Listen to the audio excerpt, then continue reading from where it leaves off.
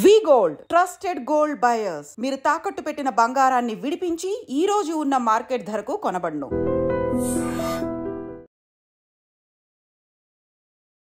నమస్కారం, welcome to I dream. ధర్మ మార్గం విత్ విజిత కార్యక్రమానికి స్వాగతం.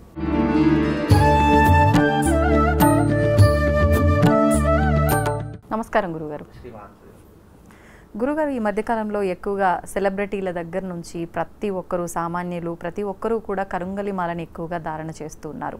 అంటే ఇది ధరించడం వల్ల మనం ఉన్న వృత్తిలోనే చాలా పైకి ఎదుగుతామని చెప్పి, సక్సెస్ని తొందరగా చూస్తాము అని చెప్పి రకరకాలుగా మాట్లాడుతున్నారు. అసలు వాస్తవం ఏంటి? అసలు అంటే తులసి మాల అంటే తులసి చెట్టుకు సంబంధించింది అని ఇలా రకరకాలుగా మనం ఏం చెప్పుకున్నా కూడా వింటూ ఉంటాం. ఈ కరుంగలి అనేది ఏ చెట్టు నుంచి వచ్చేది? అది కూడా చాలా మందిలో డౌట్ ఉంది. అదొక వృక్షం ఉంటుందా ఏంటి అని చెప్పి దాని గురించి కూడా తెలియజేయండి. తప్పకుండా. ముందుగా ప్రేక్షకులందరికీ శ్రీమాత్రే నమః, శ్రీ గురుభ్యో నమః. జ్ఞాని నామ్నపి చేతాంసి దేవి భగవతి హిస బలాయ కృష్ణమోహాయ మహామాయ ప్రయశ్చతి. అంటే చాలామంది అపోహ ఏం పడుతున్నారంటే కరంగలి మాల ధరిస్తే మన జీవితం మారిపోతుంది, అలాగే కరంగలి మాల ధరిస్తే మనం కోటీశ్వరులు అవుతాము, కరంగలి మాల వేసుకోవడం ద్వారా మనం సెలబ్రిటీస్ అవుతాము అని చాలామంది అపోహపడుతున్నారు.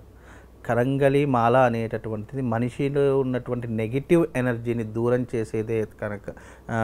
చేసేదే తప్ప అదేదో అద్భుతాలు చేసేసి మనిషిని కోటీశ్వరుని చేసేటటువంటి విధానాలు ఉండవు ఎక్కడా కూడా. కరంగలి మాల అనేటటువంటి కరంగలి వృక్షం నుంచి తయారవుతాయి.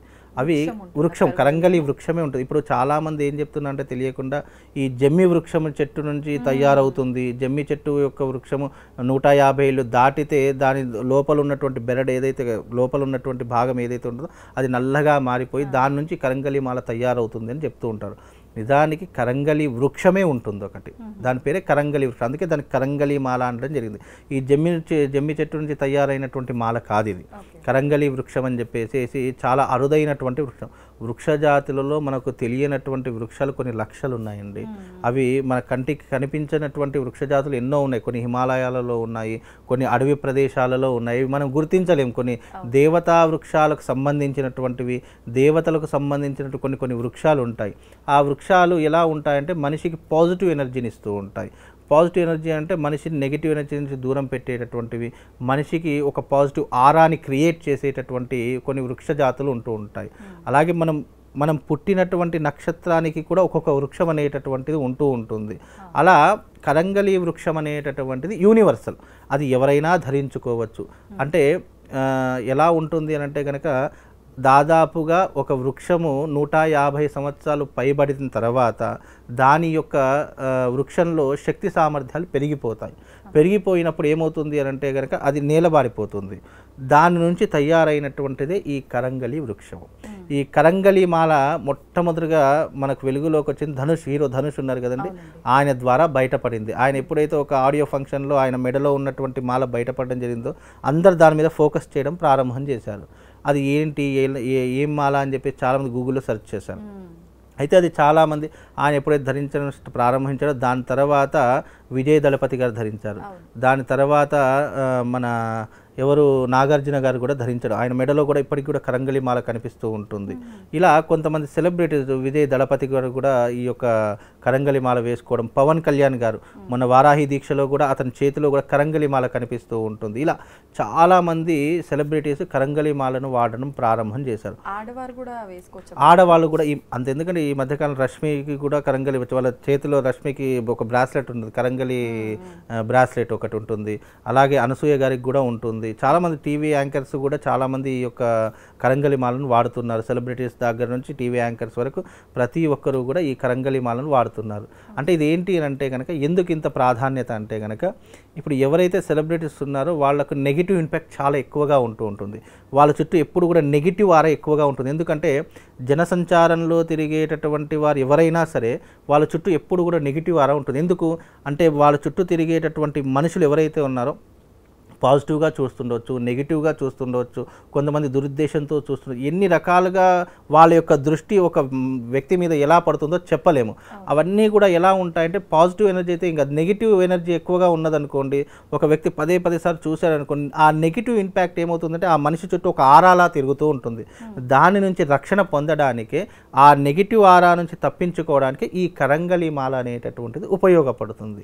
ఇది దైవిక పరమైనటువంటిది కాబట్టి చాలా మట్టుకు ఏమనుకుంటారంటే, గురువుగారు నేను ఆన్లైన్లో కరంగలి మాల ఆర్డర్ చేశానండి, వేసుకున్నాను, నాకు వేసుకున్నా కూడా పెద్ద ప్రయోజనం ఏమి కనిపించడం లేదండి, నాకేమీ అంతగా అనిపించట్లేదని చెప్పేసి అంటున్నారు.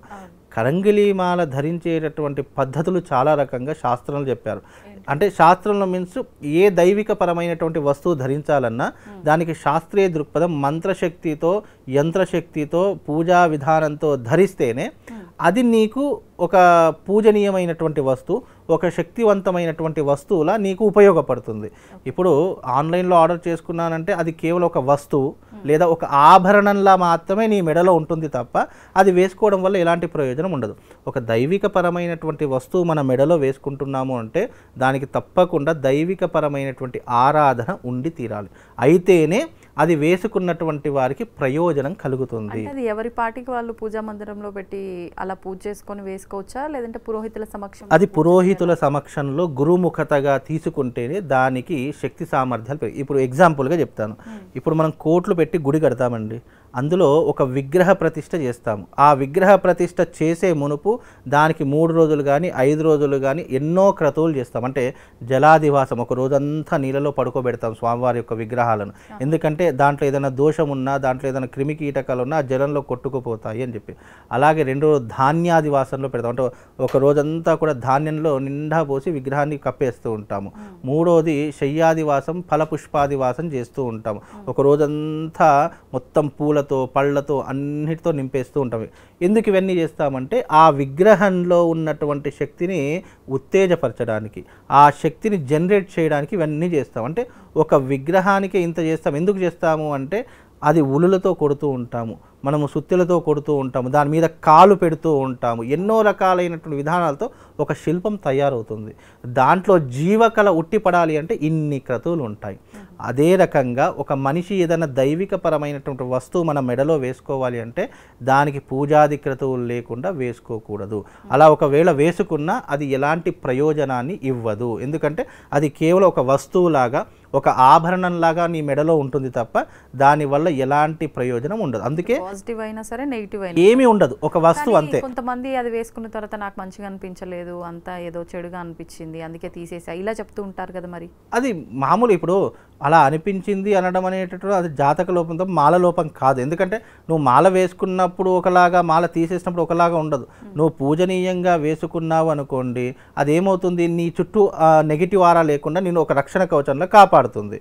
నువ్వు అది మాలలా మామూలుగా ఆన్లైన్లో ఆర్డర్ చేసుకున్నాను లేదా ఒక షాపులో తీసుకున్నాను అన్నాం అనుకోండి, అది మెడలో ఒక ఆభరణాలు, ఒక ఇప్పుడు మామూలుగా గోల్డ్ చైన్ వేసుకుంటామండి, దానికి ఏం పూజలు ఉండేవి, ఒక ఆభరణం మనం అందంగా కనిపించాలని వేసుకో. అలా అందంగా కనిపించాలని వేసుకునే కేటగిరీ ఒకటి ఉంటుంది.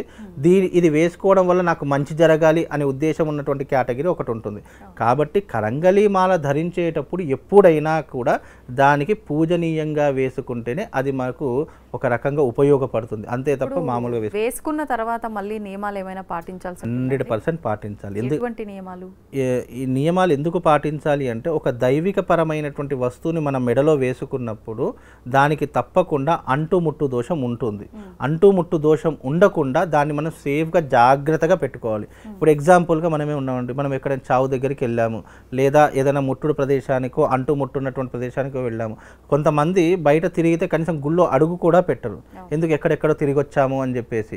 అలాగే మనం కూడా ఒక దైవిక పరమైనటువంటి కరంగలి మాల వేసుకున్నప్పుడు దానికి మెయిన్గా పాటించవలసిన నియమాలు: చావు దగ్గరికి డెడ్ బాడీస్ దగ్గరికి వెళ్ళకూడదు, అలాగే బాలంతల దగ్గరికి వెళ్ళకూడదు, పురుడున్నటువంటి వారి దగ్గరికి, మలమూత్ర విసర్జనకు వెళ్ళినప్పుడు అది మెడలో ఉండకూడదు, అలాగే మాంసము మద్యము స్వీకరించినప్పుడు మెడలో ఉండకూడదని శాస్త్రీయ దృక్పథం. కానీ ఇవన్నీ చెప్పేసరికి వాళ్ళకి ఏమనిపిస్తుంది, అబ్బా ఇవన్నీ నేను పాటించలేనే అని చెప్పి ముందు తీసుకోవడమే మానేస్తారు. కాబట్టి దీంట్లో ఎగ్జంప్షన్ ఏంటి అని అంటే కనుక ముఖ్యంగా చావు దగ్గరికి బాధ దగ్గరికి పోయినప్పుడు తీసేయాలి.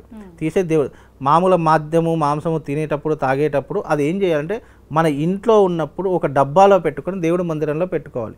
మనం ఎప్పుడు అది ధరించుకోవాలి, ఎప్పుడు మెడలో ఉంటే బాగానే ఉంటుంది. మనం ఇలాంటి ఒక అసాంఘిక కార్యక్రమాలు చేయడం వల్ల దాంట్లో ఉన్నటువంటి శక్తి క్షీణిస్తుంది తప్ప మనిషికి ఏమీ ఎఫెక్ట్ ఉండదు. ఇప్పుడు పాజిటివ్ ఎనర్జీ కోసం ఒక వస్తువు వేసుకున్నాం అనుకోండి, దానికి పదే సార్లు నెగిటివ్ ఆరా తగలడం మొదలైంది అనుకోండి, అది ఏమవుతుంది అంటే మనం స్వయంకృత అపరాధం చేస్తున్నప్పుడు దాంట్లో ఉన్నటువంటి శక్తి క్షీణించిపోతుంది. కాబట్టి అలాంటివి చేయకూడదని శాస్త్ర నియమం. కాబట్టి మీరు కరంగలి మాల వేసుకునేటప్పుడు ఈ నియమాలు పాటించకపోతే మీరు 100 కరంగలి మాలలు వేసుకున్న వేస్టే అవి. ఇప్పుడు వీటిలో కూడా డూప్లికేట్ ఒరిజినల్ రకరకాలు ఎలా గుర్తించవచ్చు అంటారు? మరి ఒకటి ఒరిజినల్ వచ్చిందంటే దానికి కాపీ రైట్స్ వచ్చేస్తుంది, కాపీ వస్తుంది, నెగిటివ్స్ అంటే ఈ డూప్లికేట్స్ వచ్చేస్తూనే ఉంటాయి. ఏ వస్తువు అయినా సరే ఒక ఒరిజినల్ వస్తువు తయారు చైనా మాల్ వెంటనే రెడీ అయిపోతూ ఉంటుంది దానికి. అంటే కాబట్టి దీనికి ఏంటంటే సర్టిఫైడ్ ఉంటుంది. కెమికల్ ల్యాబ్లో టెస్టిఫైడ్ అయినటువంటి సర్టిఫికేట్స్ ఉంటాయి. ఆ సర్టిఫైడ్ అయినటువంటి కరంగలి మాల తీసుకోవడం చాలా మంచిది. మీరు ఎంత సర్టిఫైడ్ తీసుకున్నా దాన్ని పూజనీయంగా వేసుకోకపోతే వేస్టే. సర్టిఫైడ్ ఏంటి, ఇది ఒరిజినల్ కాబట్టి ఇది మనం పూజ చేసుకొని వేసుకోవడం ద్వారా మనకు శుభం లాభం చేకూరుతుంది. అలాగే చాలామంది దీన్ని కొంతమంది అలాగే వేసుకుంటారు, కొంతమంది వెండిలో అల్లి వేసుకుంటూ ఉంటారు. మామూలుగా వేసుకోవడానికంటే వెండిలో అల్లి వేసుకుంటే కొంచెం మంచి జరిగేటటువంటి అవకాశం కొంచెం స్ట్రాంగ్గా ఉంటుంది. కాబట్టి అట్లా వెండిలో వేసుకోవడం ద్వారా మనకు చూడడానికి చాలా బాగుంటుంది, నెగిటివ్ ఇంపాక్ట్ రాకుండా ఉంటుంది.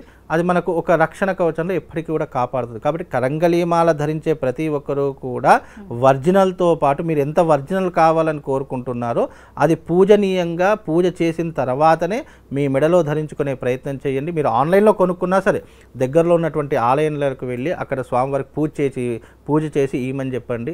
అది దాదాపుగా ఒక కరంగలి మాల పూజ చేసి ఇవ్వాలంటే 3 రోజులు సమయం పడుతుంది. లేదు మీకు అర్జెంట్ ఉంది అనుకుంటే స్వామివారి దగ్గర పెట్టేసి స్వామివారి దండం పెట్టేసుకొని మీరు వెడలో వేసుకునే ప్రయత్నం చేయండి. లేదు మీకు అవకాశం ఉంది అంటే దగ్గరలో ఉన్నటువంటి ఆలయంలోకి వెళ్ళి అక్కడ పూజారి గారికి ఇచ్చేసి ఇది 3 రోజులు స్వామివారి దగ్గర పెట్టిన తర్వాత నేను తీసుకెళ్తానని చెప్పి 3 రోజుల తర్వాత తీసుకొని వెళ్ళినా కూడా దాని యొక్క ఫలితం రెట్టింపు అవుతుంది. మంచి సత్ఫలితాలు పొందవచ్చండి. ధన్యవాదాలండి.